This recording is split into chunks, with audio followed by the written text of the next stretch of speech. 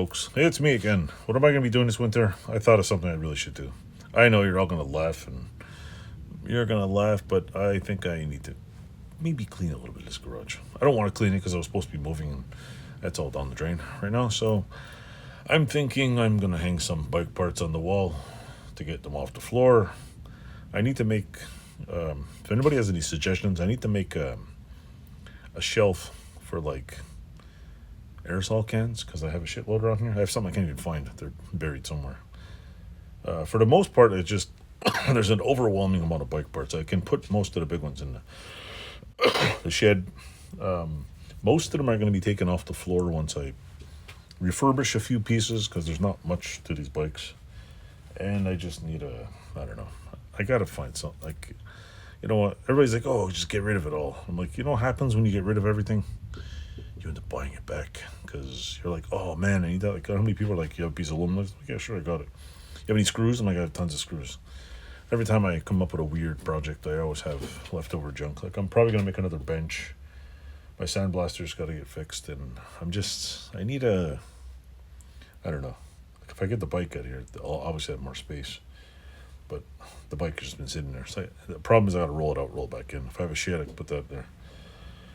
The motors, I put two of them in storage. I got to get the other two out of the storage place so I can stop paying for storage. Put that in the shed. It's hard to, like, it's the small things that drive me nuts. Like, well, they don't really drive me nuts. I don't really care. Like, it's just, I have to make a shelf somewhere, but all my walls are covered with machinery. And the only thing I'm thinking is just cover my window because I never use it. So I'm like, you know what? Maybe I'll just build shelves in front of the window. But then I don't want people nosing in my window, so I'm not going to uncover it. I'm just going to put a plywood over it for the hell of it.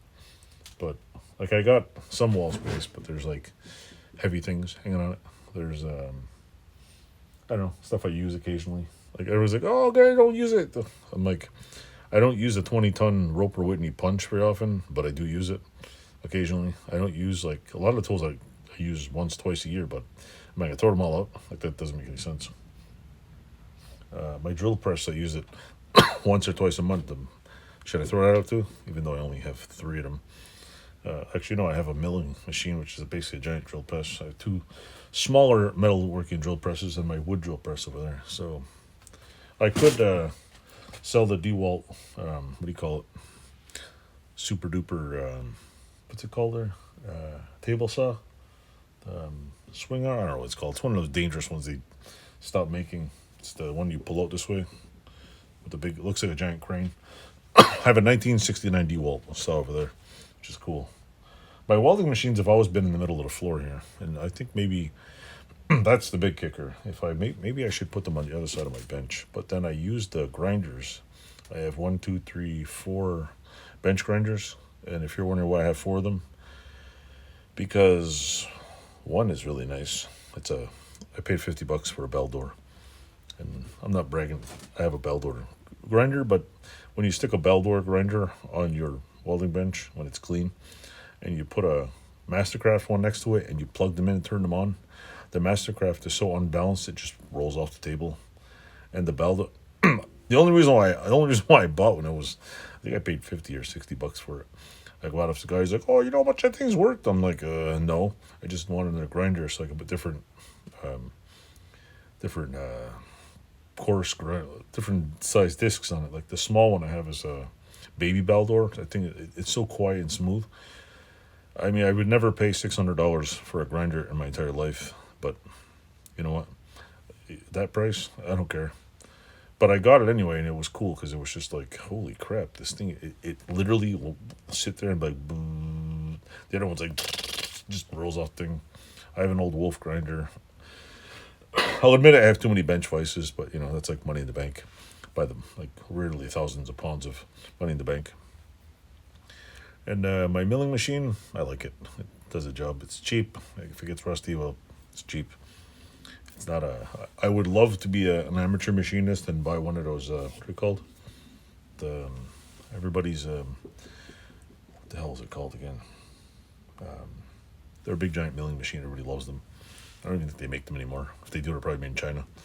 Out of a pile of steel, and it's like, maybe I need to put this welding bench somewhere else, or move it back a little. I don't know. I know there's like a lot of shit behind me on the floor. I cleaned up the floor and had some more space, but then I should probably put some of the stuff up top. So I'm like, I don't know. Anybody got any shop ideas? I should go look around and see what people do with stuff.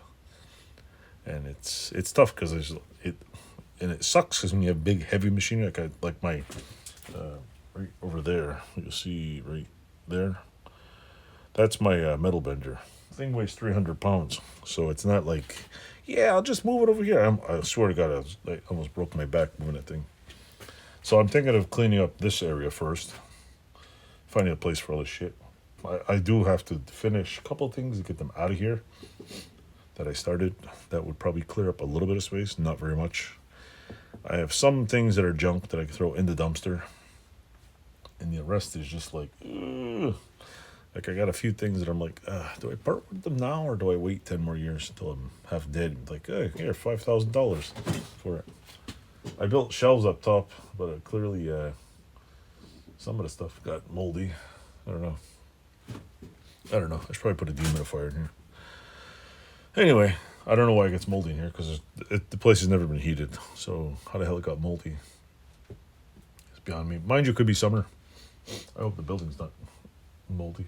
I don't see any other mold or else. It's not a couple of things. Amazingly about my garage is a couple of things that have rusted. I was like surprised, and most of the things I have in here that didn't rust, I'm even more surprised because there's a lot of bare metal sitting here that's just not a problem. So either it's coated or it's not. So maybe I should buy like a million of those little magnetic strips and just put it on the wall. That might work. With that said, this side is the metal side, and that little tiny corner of shit over there, that's the little woodwork inside. I don't do much woodwork. I just cut a couple of boards. If I got rid of the woodworking section and moved it to the new house, that might work. But I don't want to do that. So, with that said, and then I'm gonna have like what, 3 or 4 three-wheelers, 4 kids. Actually, no, I'm gonna get rid of one, maybe. But yeah, I'm keeping the 87. I'm keeping 86. My daughter wants the other one, and the little one I might flip. I just want to get it going, try it out, see how it goes. But I don't know. I don't know. It's like I like my little hobbit cave here with dangerous shit. I just don't know. I don't know. And you're probably all saying, "Oh yeah, it's a mess. Get rid of some shit." I know. But you know when you go to someone's shop and they got all kinds of cool stuff and it's all like perfect. It looks nice, but it's like I'm the type of person, if this was someone's shop for sale, I'd have a field day in here looking at stuff. Like people come in like, oh my god, like, and I don't do it on purpose. It's, I like weird shit and I like doing stuff like that. So I don't know. It's just me. I don't know. And a lot of times, like the bike here, I work on a project. I have not 2 hours. I'll put all the tools down and come back and work on it 2 hours, and it'll spend 3 months like that till I'm done. Whereas most people who don't have 4 kids and the amount of time have like the whole weekend, their kids are all grown up, and you got 6 hours you can spend here at a time, or 12 hours, or the whole weekend drinking beer. When I was unmarried and single, I used to spend all day in my garage. I start at 12 o'clock and 2 in the morning, like, holy shit, it's 2 in the morning. Wouldn't eat, whatever. It was fun. Welding stuff, doing all kinds of crap, just, whatever. But as you get a little older and do stupid shit, things change. And tools get more dangerous. Accidents become less.